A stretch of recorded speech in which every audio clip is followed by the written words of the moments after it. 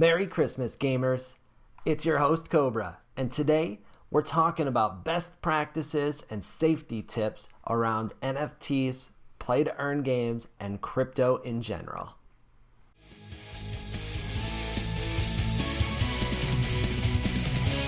So one of the goals here at the Freeroll has always been to help knock down the barriers and make it easier for traditional gamers to make the switch into play and earn gaming. And one of the more difficult parts to get past is learning how to interact with cryptocurrencies and the blockchain in general. And there's a whole bunch of ways that you can make mistakes and cost yourself money.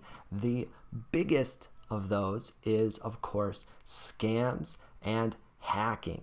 Now, some of you might be a little bit confused because I've been preaching that the blockchain actually fixes a ton of fraud and scam problems, and that is absolutely true.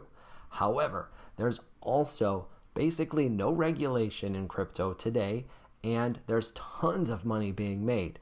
Anytime that's the case, it's going to attract scammers and hackers. So you need to be vigilant if you're going to be participating in these projects at this stage of the game.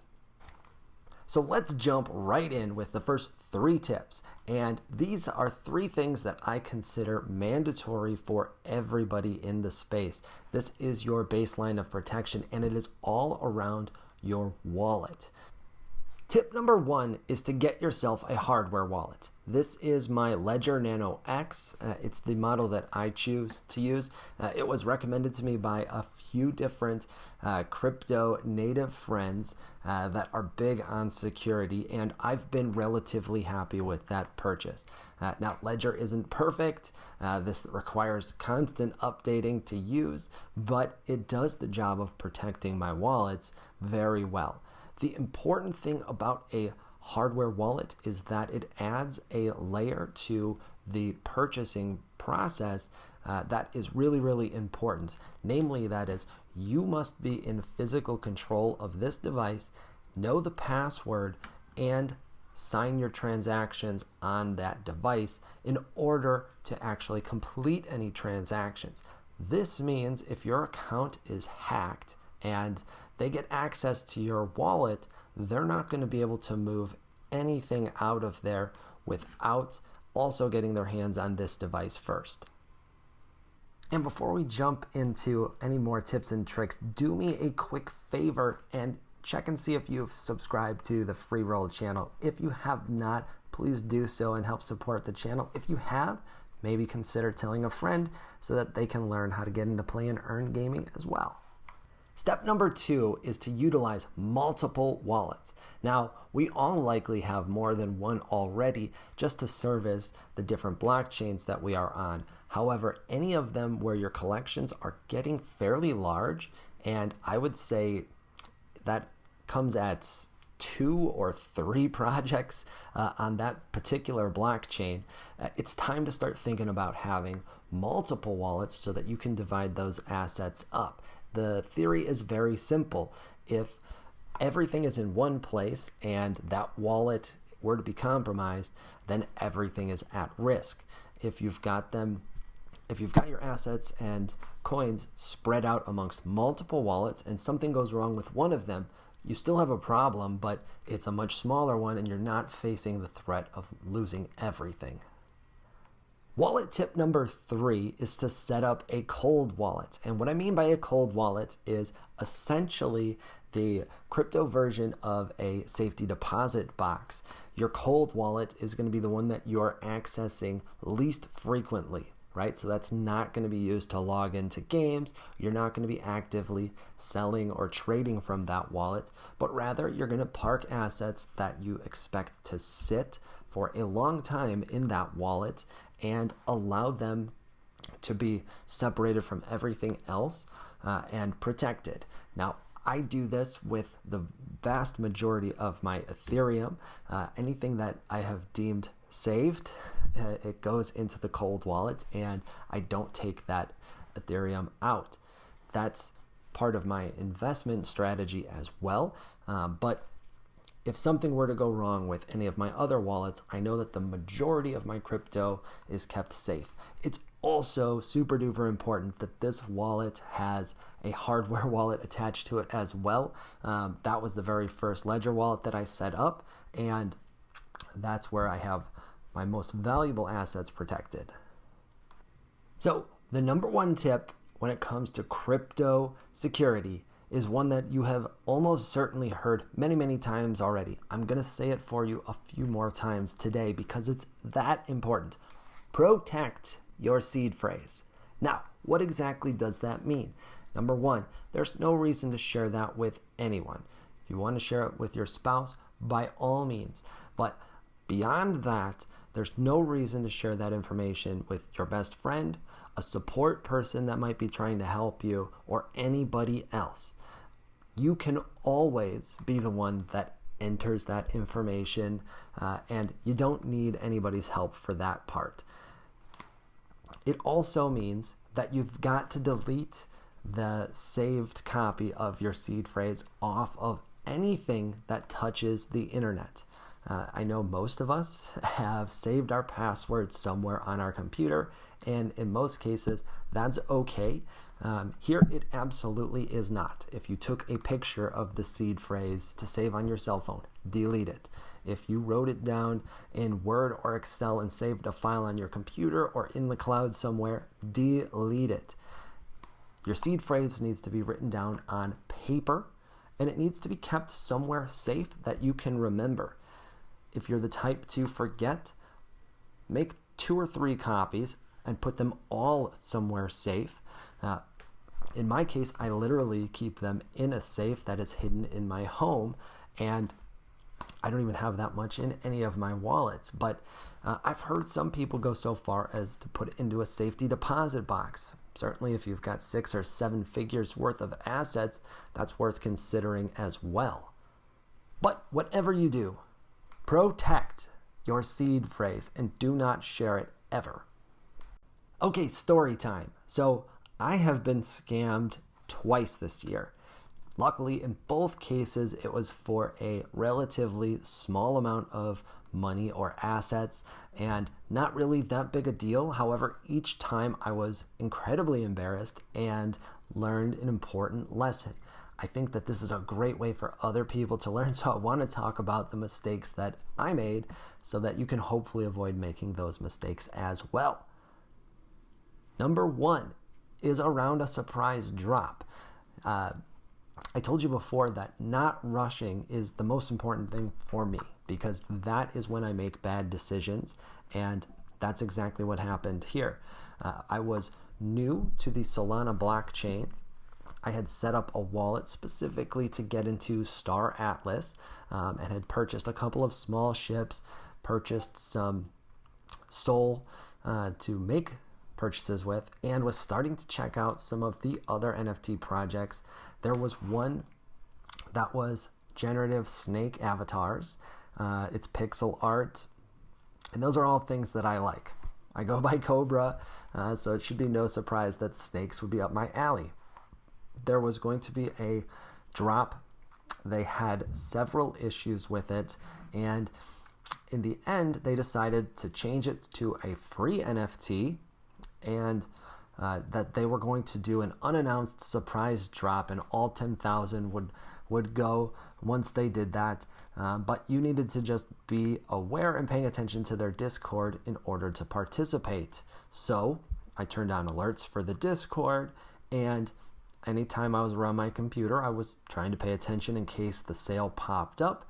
And sure enough, I got a message that the minting was live and it was time to go. So I clicked on the link, I went to the web page, I didn't read the prompts in my wallet, and I sent all of the SOL that I had to a scammer. It was a fake website. It was sent to me by a DM. The DM was designed to look just like an announcement from the official Discord, and the scammer in question had an account that was a good fake of one of the mods. However, the problem is I went too fast. If I would have been looking, it would have been pretty easy to see that this was a DM and not an announcement. And if I would have looked at the prompt in my wallet, I would have noticed that I was sending SOL to another wallet, not minting at all. And I should have noticed because this was supposed to be a free drop, and instead I sent $55 worth of SOL to a scammer. The good news is only $55 worth, and I didn't have that much in there. Because I was new to that blockchain, I assumed that there was a transaction or gas cost, and that was what the $55 represented. However, I should have known that while there is gas cost on Solana, it is very small. It's never $55 worth for anything. So that should have been a major red flag as well. But the combination of me rushing and the fact that it was a newer blockchain and a newer wallet to me left me a little bit more vulnerable than usual. The second scam is an interesting one because I was scammed while running a giveaway. It was one of a recent giveaways that we ran to promote this channel. And what ended up happening was when the giveaway period was done, I rolled the winner, announced them on Twitter, and asked them to send me a DM with their wallet so that I could send them their prize.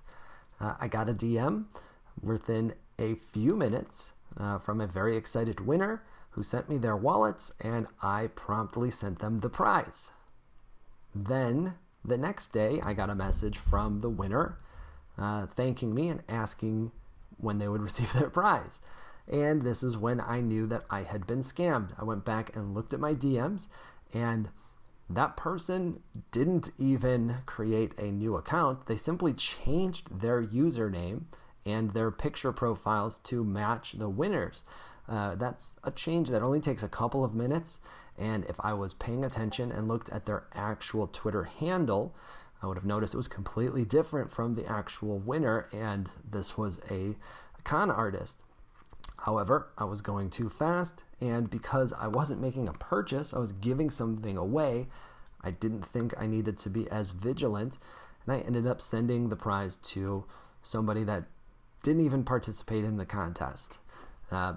I ended up having to send a replacement prize to the actual winner, and luckily, the prize itself didn't have tremendous value, so replacing it wasn't the end of the world, and for my subscribers, I'm happy to do that anyways. However, should have been an easy one for me to spot, and again, I was going too fast and made a mistake.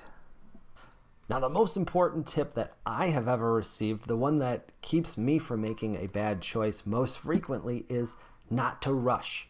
And what I mean by that is avoid a scenario where you need to make a quick decision and are otherwise not putting in the level of thought and preparation that you normally would.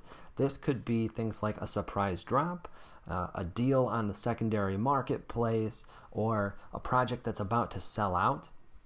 Whatever the news that is causing you to want to go fast and make a quick decision is, it is more important to sit down and make sure that you're making smart and safe decisions as opposed to acting rashly and making a mistake.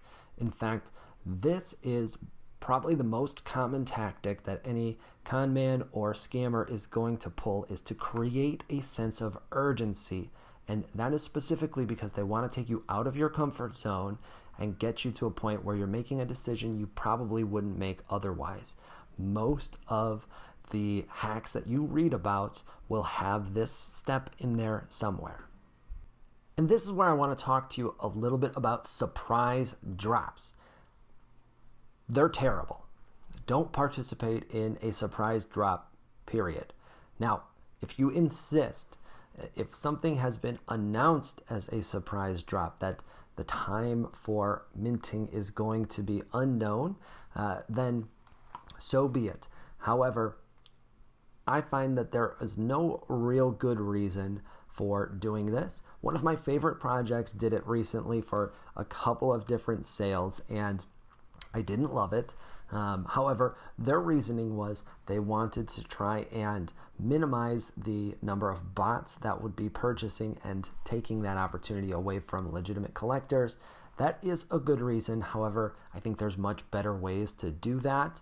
And surprise drop is creating a scenario for a scammer to scam your users. So if you're involved in a project, I highly recommend you find a different solution. If you're buying, my recommendation is just skip all of the surprise drops, period. Way too often they are actually a scam, and the benefits, in my opinion, don't even come close to outweighing the downsides. The other thing that you need to be looking out for and hyper vigilant about is spotting fakes. This can be very tricky, but there are some tips and tricks to help you along the way. The first thing to do is to assume that anything that comes your way that you didn't specifically seek out is malicious. If you get an instant message from somebody, a DM on Twitter or Discord or wherever, and it was unprompted, assume that it's a bad actor. You need to check that the source it's coming from is legitimate. There are all sorts of fakes out there. You also need to check that the link that you're clicking on is correct and legitimate. There are lots and lots of ways to hide or fake websites and make them appear legitimate, but you need to verify the source. If it's a website you've been to a bunch of times, say OpenSea, did you get there the same way that you normally do? Use the bookmark that you saved in your browser to get to OpenSea. Don't use a link that was provided to you. Where did the link come from? Do you know that person? Are you sure? It's not very difficult to copy somebody's Twitter profile or their Discord account and make it look like you're a friend with somebody when in fact that person is not who you think they are. So double check.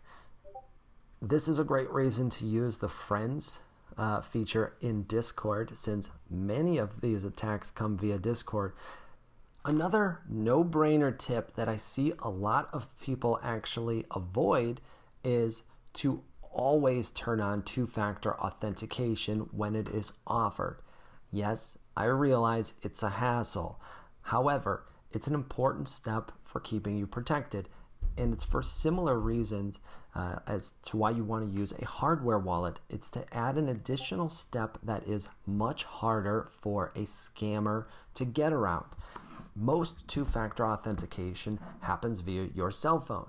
You're either going to receive a text message to a number that you have verified you control, and they're going to send you a code that you have to put back into the website to verify that it is actually you. The other option is an authenticator app where the code is going to be generated directly on your cell phone, and it's going to be changed every 60 seconds or so, and that's the code that you need to enter into the website to verify. There is a free version from Google that is very easy to use. However, it needs to be offered by the platform in question. So turn it on for your Discord and turn it on anywhere else that it is offered always. The other really important tip is to read your MetaMask or other wallets prompts. Now that seems pretty simple, and you probably think you're doing that already, but I'm going to say it again. Read the prompts. This is because many of the scams out there are simply a trick to get you to think that you're doing one thing when in fact you're doing another thing. The most common one is they send you a link. You think you're minting a new NFT or purchasing an NFT on the secondary market, when in fact it's a fake website and you're actually just sending your cryptocurrencies to another wallet. Now, that's the mistake that I made. I thought I was minting a snake, and I actually was sending SOL to another wallet. I've seen lots of people make this mistake. It usually is because they are rushing, but it's also because we approve transactions all the time. We expect to see the same sort of message, so we don't look at it very closely. And that's a mistake. You need to take 2 seconds, read the actual prompt, and see what you're doing. The good news here is that MetaMask realizes this is a problem, and they've recently updated their user interface so that it is much easier to actually read and understand what you're about to approve. So that wraps up today's videos on KOBRA's best practices to keep your NFTs and cryptocurrency safe. I hope that this has been helpful for you. It is by no means an exhaustive list of everything that you need to do to stay totally safe. However, these are the main tips and tricks that I utilize to protect myself, and by implementing some of these best practices yourself, you can make it harder for scammers to get your hard-earned crypto.